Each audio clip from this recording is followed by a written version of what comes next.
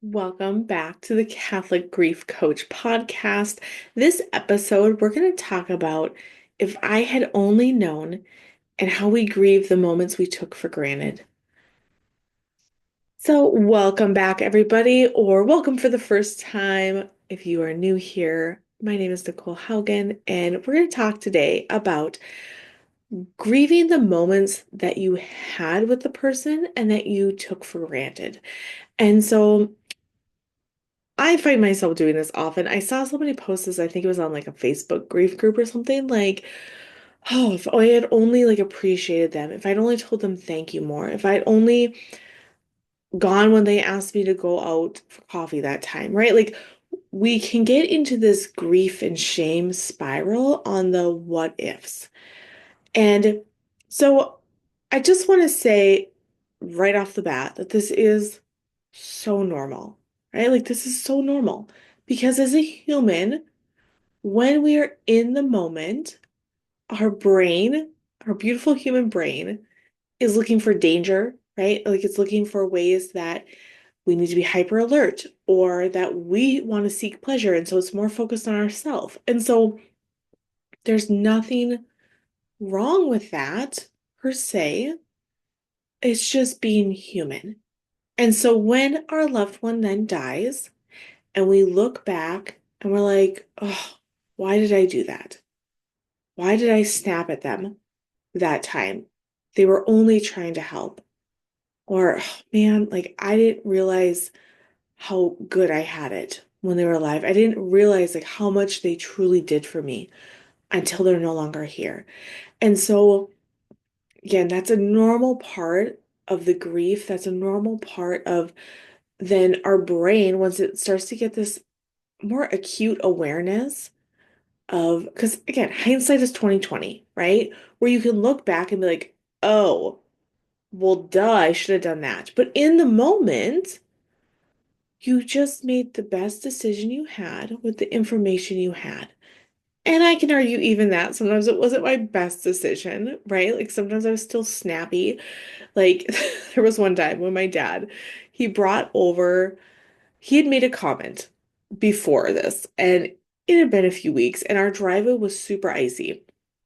But to us, we pulled into the garage, and so never really thought of it, right? Like we would clear out the snow, but I didn't know that like for them when my parents parked like in the driveway that they would walk in a slippery driveway, they'd walk up the icy steps to get into our house or even to get into the garage. For us, it was like, well, we just pull into the garage. Like, what are you talking about? So it felt like he was saying it in a condemning way, like, you need to be on top of that. Somebody's going to get hurt. And I heard, you're failing. Why aren't you taking care of this? Add that to your to-do list, right? And I already felt like I was failing. I already felt like I was overwhelmed. I had at the time five, almost six. I was pregnant, I think, with the six young children. And so it just felt very judgy to me. And then a few weeks later, he made a special trip over there to he brought me ice or the salt to melt the ice. And he put it out there, he sprinkled it, and he's like, here's some extra here. This is for you. And I was pissed. I was furious because it again felt to me like he was just showing me how much I was failing. How much like, well, your mother-in-law is gonna get hurt. Like you need to take care of this. And like in that moment, those feelings were true and real. And I really did feel that way. And I felt super judged and annoyed and mad that he came over there to tell me how much I'm failing because that's what it appeared to be to me, right? But now, when my dad has died and I look back, I see that with more clarity.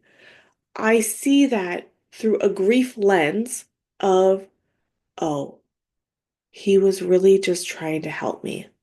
He was even to the fact where then he went out and he got the salt to sprinkle on the driveway because he didn't want to burden me with one more thing to do.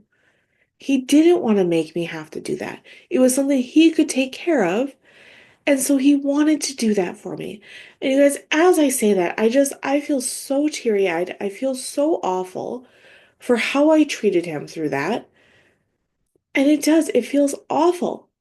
And so not only in the time when that was happening, I was guilting and shaming myself for the ways again I was failing. I was behind. Why can't you get it together, Nicole? And then now I continue to guilt and shame myself for not understanding that's what he was trying to do, for not realizing and not appreciating in the moment, right? Like for taking that for granted. And so we can get caught in that what if, right? Like the what if I'd appreciated more? What if I wasn't so mean all the time? What if I wasn't drowning in overwhelm and stress and I was able to like have real conversations with them that now I wish I could have with them? But the truth is, in that moment, I did feel overwhelmed. I did feel stressed. I did feel like my dad was judging me, right? And so when I start in that spiral, first and foremost, again, to just notice that, to notice, oh, like that's what's happening. I'm getting caught up in the what ifs. And it usually starts with something like that, like something will kind of trigger a memory. And then I'll start to think, well, if like you're a nurse, why did you realize like something was going on? Why didn't you encourage him to go check things out sooner at the doctor? Why didn't you, when he was on his deathbed, like he was in so much pain, why didn't you make him take the pain medication? Why didn't you figure out what would have worked for him? Right? Like it starts with something simple like, oh, it's fall. Pretty soon we're gonna have ice and stormy weather, to pretty soon spiraling on it's your fault that your dad died in pain. Okay, so I just want you to see how fast and how rapidly it spirals and we get caught up in it. And so recognizing that, recognizing like, oh, I'm in a grief spiral. Okay, pause, stop, like that's what this is. And why am I stuck here? Sometimes, like, I do think it can help to kind of realize why. Oh, it's because the seasons are changing. Oh, it's because we're coming up on a death anniversary. Oh, their birthday is next week.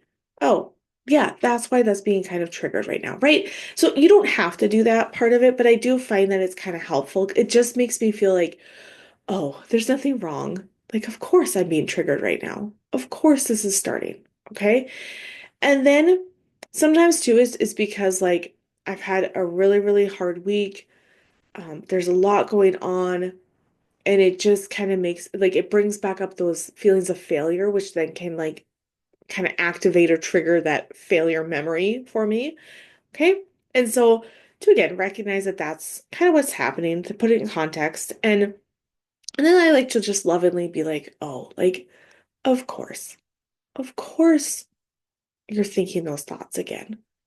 Of course, you're reflecting on how you wish things would have been different. Of course. It's okay. You're safe. You're loved. Just pause. And then I pause and I sit with like the feeling, right? I sit with that guilt or shame or that overwhelm that I may be experiencing.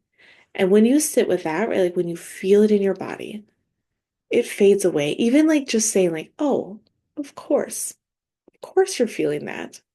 Like helps it just like not feel so charged in my body.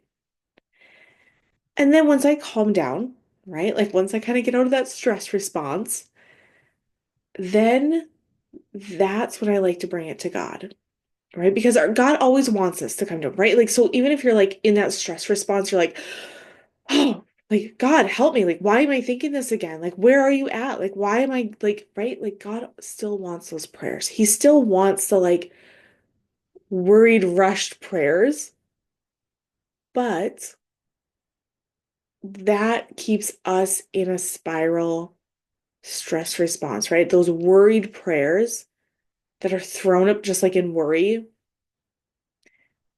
He wants all of us, right? So he wants that, but he doesn't want us to stay stuck in that, right? Just like if you have children and you see them spiraling out on something and worried when you know it's okay.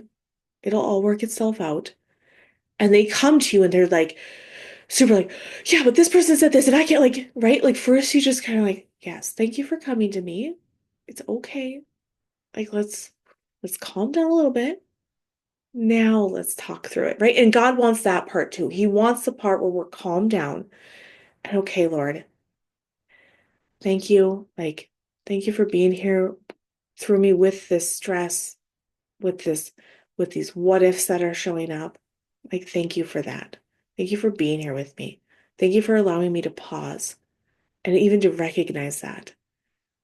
And then I like to really just surrender, um, surrender all of that, right? All of those feelings that I just had. I like to invite him back in because God doesn't know time and space, right? Like he's not limited to like the timeline like we are. So I like to just bring back to that moment and be like, okay, Lord, like, no, like you were there through all of it. Like I really did. Like for my dad, I asked every nurse that I could, what other pain meds should we try? What else should we try? What else would work? What else do you recommend? We reached out to his doctor, right? Like, and just for the fact that like my dad was stubborn and there was a lot of times he didn't want to take the pain medication. And no, that's not on me. That was for him, right? Like, so just listing the facts and then inviting God into that and be like, okay, Lord, like you are the divine physician. Please heal these wounds that are still in my heart, that I'm still carrying around, that I still feel guilt and shame for. And just really, really invite him into that and surrender it. And to know too, like it does take practice to keep doing that, right? Like because it'll fade away. And then you might have something that brings it back maybe the next day, maybe a month later, maybe a year later. And be like, whoa, like that hit me hard. And just come back to this and just be like, okay, Lord, oh, tell me the reality of it, right? Like, let me list the facts in my mind. I made the best choice that I could with the information I had. And then two, so just some more practical things, right? I like to have a mass said for my parents or my loved one. I like to write letters, right, like to them, or even to write like a thank you note saying, hey, like, thank you for all you did for me.